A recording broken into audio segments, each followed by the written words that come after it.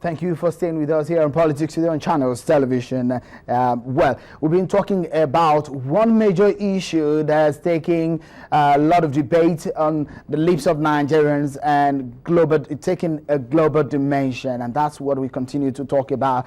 We're looking at the political dimension to this matter and how fast Nigeria can overcome the challenges. We're talking about the issue of insurgency in Nigeria's northeast region. President Goodluck Jonathan was in Paris, in France, over the weekend, and he was discussing with 4 other West African presidents out of those countries, alongside representatives from the US and the UK and the European Union.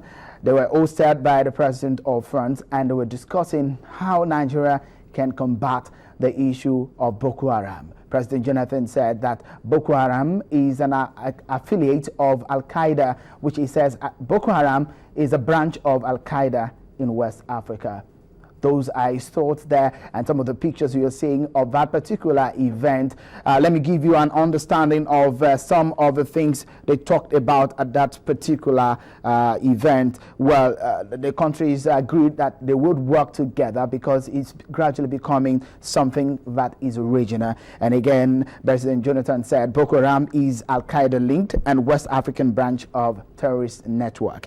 President Jonathan also revealed that 20,000 soldiers are in search of abducted schoolgirls from Chibok. Well, a lot of questions, and the what is waiting the day those girls will be brought back to their parents and, moreover, to the nation.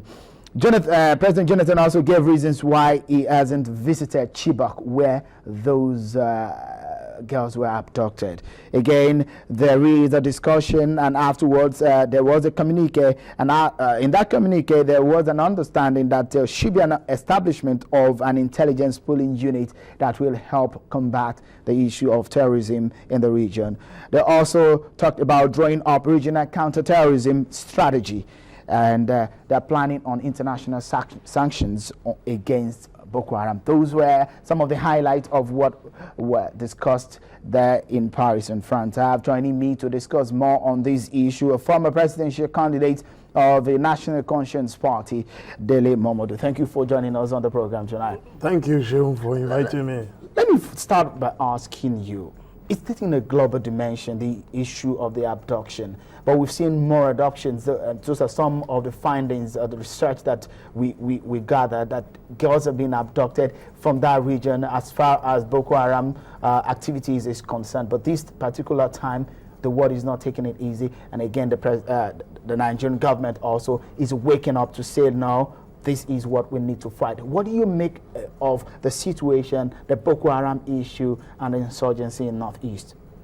I mean, without any shade of doubt, this is our most embarrassing moment in a very long time. I mean, we've had situations in the past, like they say in Yoruba, if someone dies, you can get over it quickly. But when you know your children, daughters for that matter, are somewhere in the bush with guys who are ready to do anything, who don't care about anything in this world.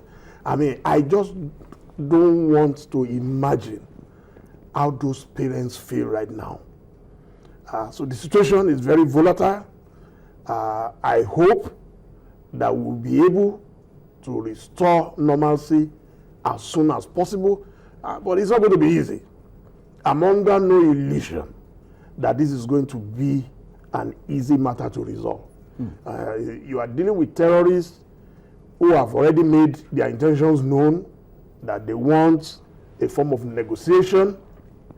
The government who is blowing hot that we're not ready to negotiate with terrorists. But as I've said in my columns, in my tweets, this time around we have been boxed into a corner.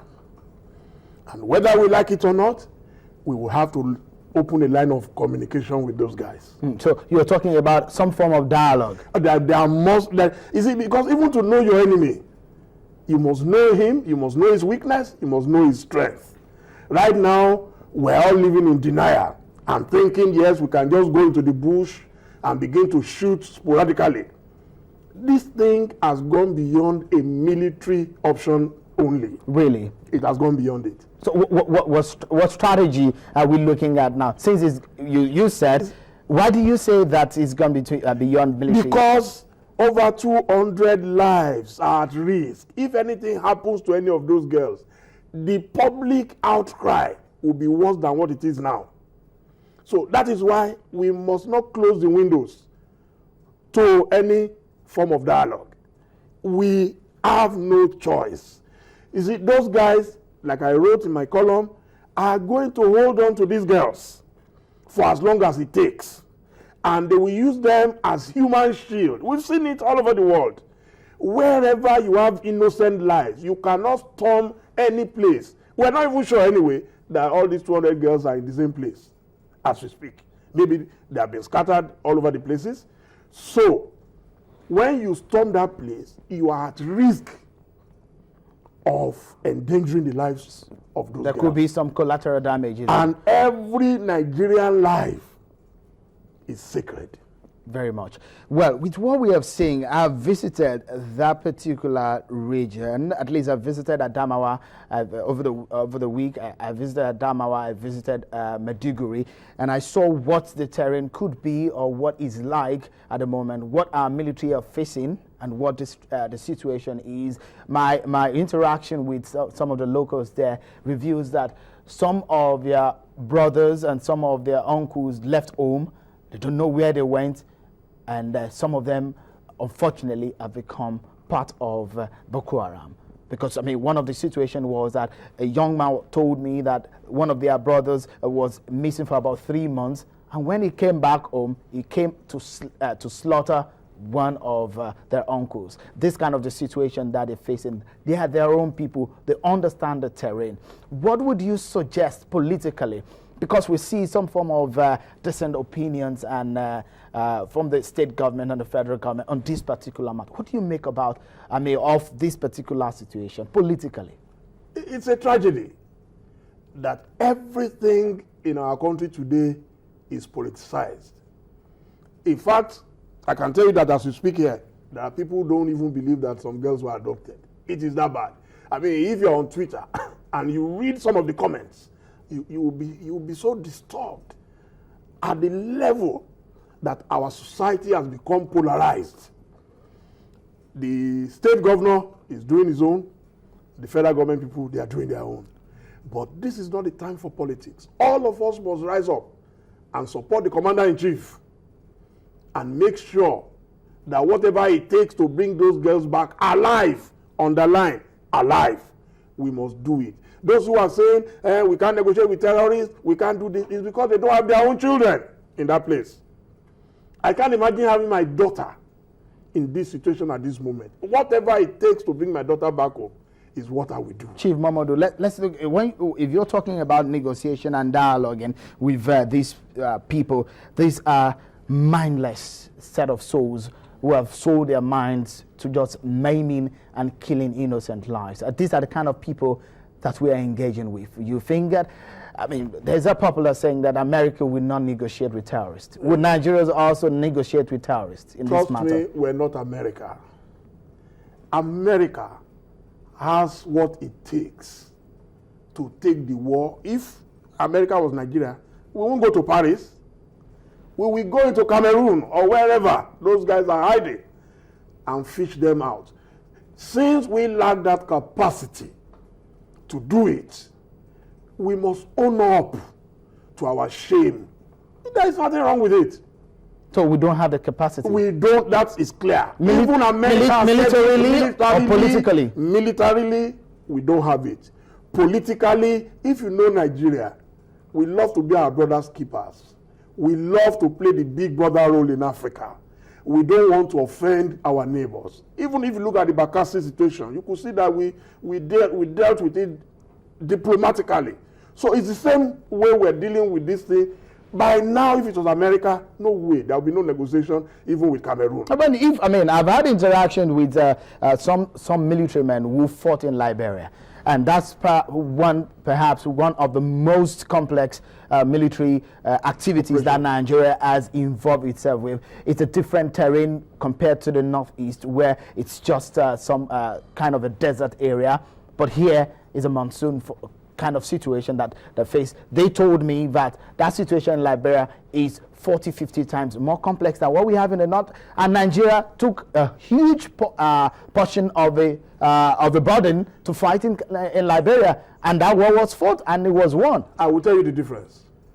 In Liberia, interestingly, I was involved in part of the peace process in Liberia, and I can tell you, I visited our soldiers, and I saw how they controlled 10 out of 15 counties in Liberia. But the level of weaponry, the facilities, it was in Liberia I saw air-conditioned tanks for the first time in my life.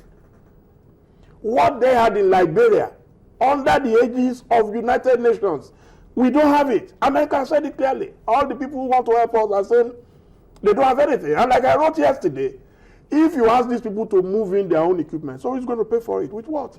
But I mean, when we will ask the question again, with all that we've got the money, isn't it? We've spent so much money, isn't it? And when we say we do not have it, Nigerians want to know, when we say we don't have it, is it that we cannot afford it, or we can't go to the market where we can get these weaponry? Seun, I will tell you, let's not go there. Let's not wash our dirty linens in public. We all know what is responsible. It's not lack of money. It's not that we don't have the brains. I can tell you that Nigerian soldiers are among the best in the world. I interacted with them in 2001 in Sierra Leone. We went to Port Loko, we went to Mange. We saw the great work they did. We came back to Liberia 2008, 2009. I mean, I saw the morale. I saw the environment. What we have in Chibok. I'm glad that you said you've been there. Even from the pictures we can see, you can see that we have a ragtag army. Look at the type of pickup vans they are using to carry soldiers. If Boko Haram comes, they will kill everybody inside those buses or inside those pickup vans instantly. So it has reached the stage where we're reading that our soldiers are even running away for their lives. You can't fight people who have superior firepower.